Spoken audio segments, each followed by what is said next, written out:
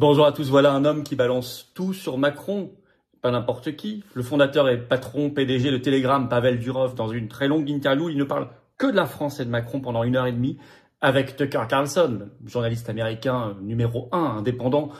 Une interview qui a déjà fait des millions et des millions de vues sur tout support, X, YouTube et d'autres réseaux sociaux, et ça balance.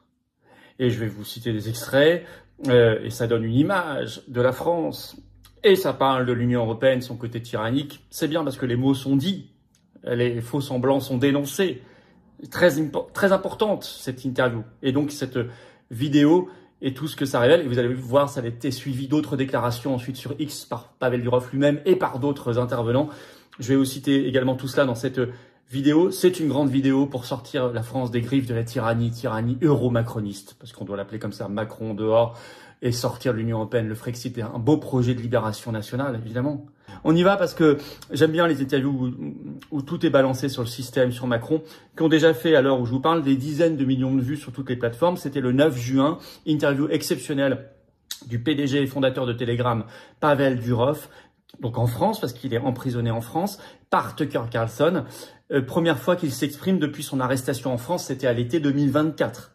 D'abord, quelle image de la France ? Ce qu'on devrait appeler le Macronistan, tant que la France n'est pas libérée. D'abord, il a raconté quand il a été arrêté à l'aéroport. Je cite Pavel Durov. Il a été ensuite conduit, donc il est arrivé à Roissy, il a été conduit à l'isolement pendant 4 jours. C'était, décrit-il, je cite, une pièce de 7 mètres carrés sans fenêtre. Un bloc de béton complètement fermé. Un lit, il mime, large comme ça. Pas de drap ni d'oreiller, un matelas fin comme un tapis de yoga, il mime comme ça. Bon, constamment une lumière clignotante. C'était très pénible. Et oui, il confirme, oui, c'était une cellule d'isolement. Vous imaginez la tête de Tucker Carlson quand il entend ça. On parle de la France. Hein. Et d'ailleurs, Tucker Carlson lui fait remarquer, parce qu'il est russe, il a d'ailleurs aussi la citoyenneté française depuis quelques années, Pavel Durov, il dit « Vous n'avez pas été arrêté par Vladimir Poutine, mais par la France, finalement. » Et Tucker Carlson lui pose la question « Avez-vous été arrêté par Vladimir Poutine ?» Durov répond « Non ». Carlson répond « D'accord », avec un petit sourire entendu, et il reprend « Vous avez été arrêté par le gouvernement français de l'Occident libre. Avez-vous pesé l'ironie de la situation ?» Durov répond « C'était l'endroit le plus inattendu où je pouvais me faire arrêter, où je pensais me faire arrêter. Avant ça, avant ce voyage en France, j'avais visité plusieurs pays considérés pourtant comme autocratiques et je n'ai jamais eu aucun problème. » Donc la France, non seulement en décrivant par le menu ses conditions de détention, de mise à l'isolement, la France, pire que des pays considérés comme des dictatures, des autocraties, est-il en train de balancer.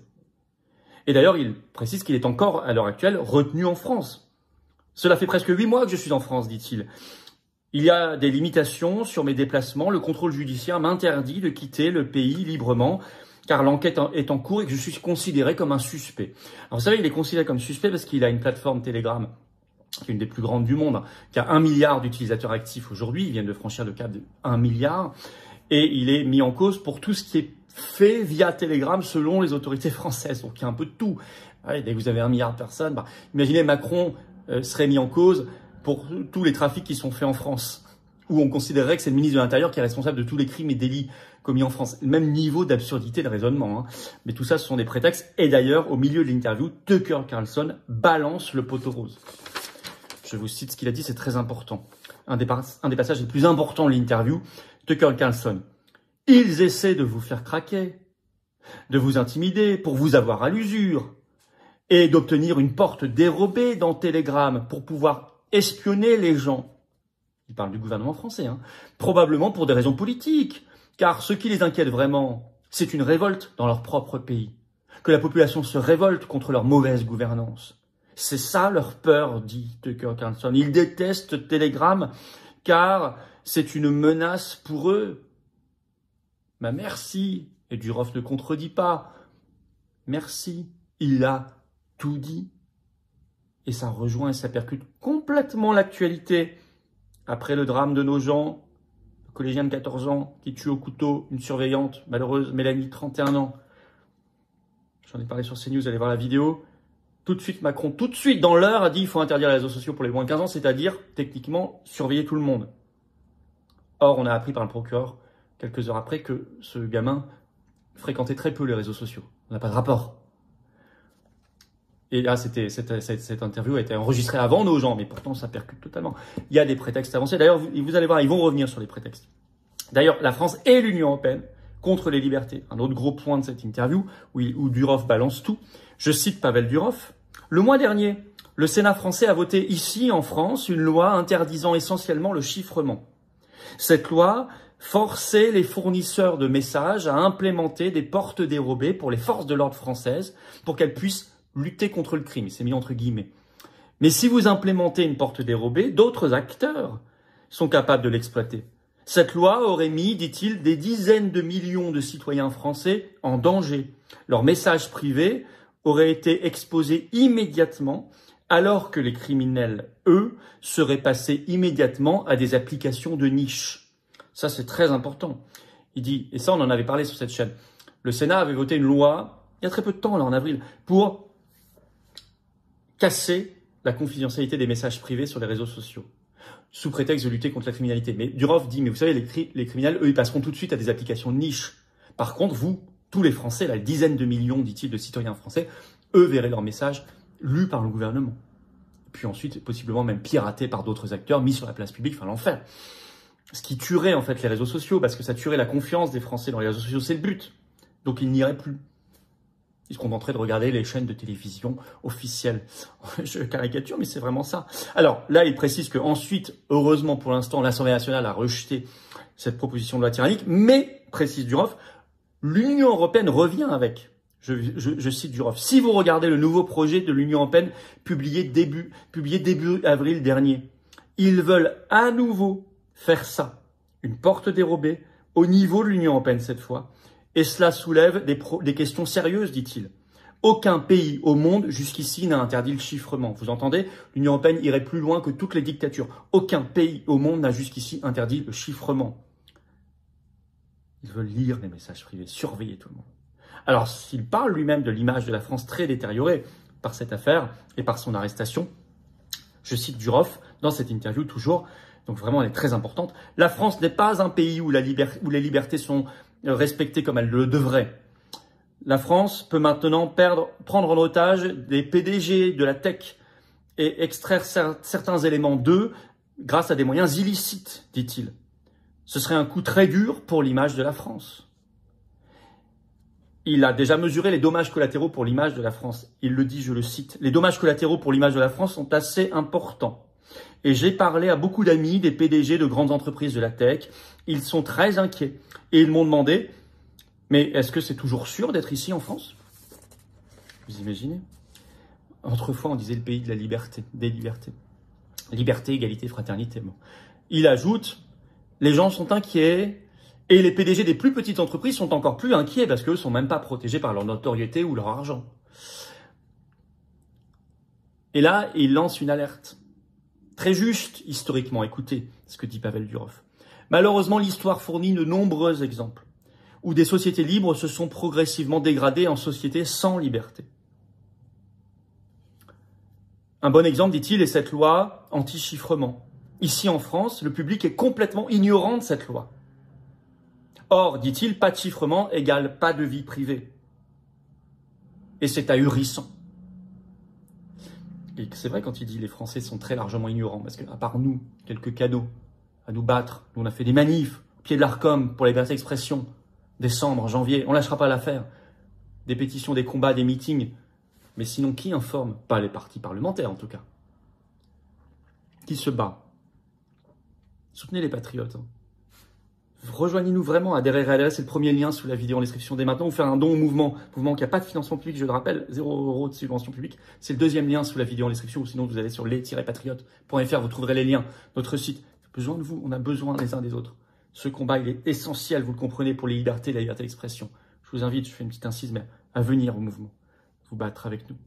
À chaque fois, je reprends Pavel Durov, ce qu'il dit, à chaque fois que des législations comme ça apparaissent, ça, c'est très important. Des justifications en apparence très logiques, mais trompeuses, sont avancées. comme protéger les enfants ou lutter contre le crime. Et Tucker Carlson le coupe en disant « ni l'un ni l'autre ne les intéresse, ne les préoccupe ». Ou alors, ils disent « c'est la Russie ». C'est parce qu'il y a des saboteurs invisibles venus d'un pays étranger, souvent la Russie. Vous voyez, on retrouve tous les arguments effectivement avancés, protéger les enfants, lutter contre le crime, le terrorisme, c'est à cause de l'ingérence russe, etc. C'est vrai. Et de nouveau, dans l'affaire de Nogent, vous avez de nouveau cela. Ou alors, c'était Darmanin, pour lutter contre la drogue, il faut supprimer l'argent liquide. Suite aux émeutes du PSG, il faut mettre en place la reconnaissance faciale dans l'espace public, etc. On a fait des vidéos là-dessus et on mène des combats. Notre pétition nationale contre l'interdiction des réseaux sociaux est en ligne sous la vidéo en description. Vous pouvez la signer, la relayer dès maintenant. Elle cartonne. Alors, et puis, il cible l'Union européenne. Pavel Durov, je le cite. Dans l'Union européenne, il y a toutes ces lois qui disent que vous devez supprimer tout ce qu'un pays européen demande que vous supprimiez. Il explique, si un pays membre de l'Union européenne demande la suppression d'une chaîne Telegram, par exemple, vous devrez la supprimer partout dans l'Union européenne, pas que dans le pays demandeur. Et très rapidement, car vous risquez de très lourdes amendes. En fait, là, il explique le fonctionnement du règlement européen de censure DSA sur les services numériques, dont je rappelle qu'aucun eurodéputé français d'aucun parti politique n'a voté contre. Je le dis et le redis. De LFI au RN en passant par LR, PS, Verts, PCF, macroniste, bien sûr, etc. Aucun n'a voté contre. Pas un, pas une eurodéputée. En France, quelle honte.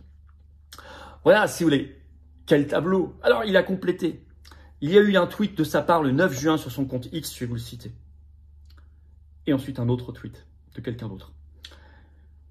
Je cite Pavel Durov. Plus de 9 mois après avoir pris l'existence de l'enquête menée contre moi en France, je ne comprends toujours pas pourquoi elle a commencé.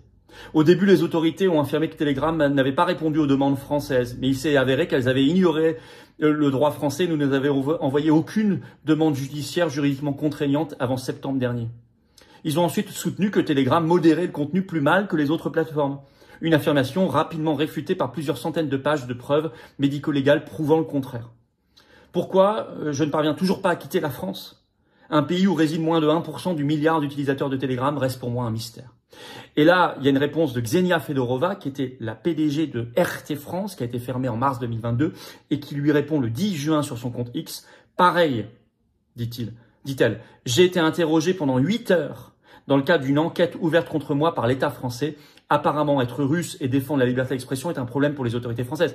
Mais en plus, je rappelle que Pavel Durov, il a en plus depuis plusieurs années, pourtant la citoyenneté, la nationalité française. Elle a été arrêtée pendant 8 heures pour diriger une chaîne de télé. Interrogatoire. La France.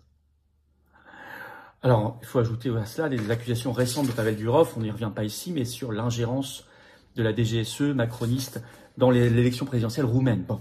Alors, vous voyez, tout ça, les faux prétextes, il faut se battre à fond pour le Frexit, on a vu le rôle de l'Union européenne, sortir la France de l'Union européenne, et pour les libertés et la liberté d'expression. Abroger toutes les lois macronistes et européistes de censure.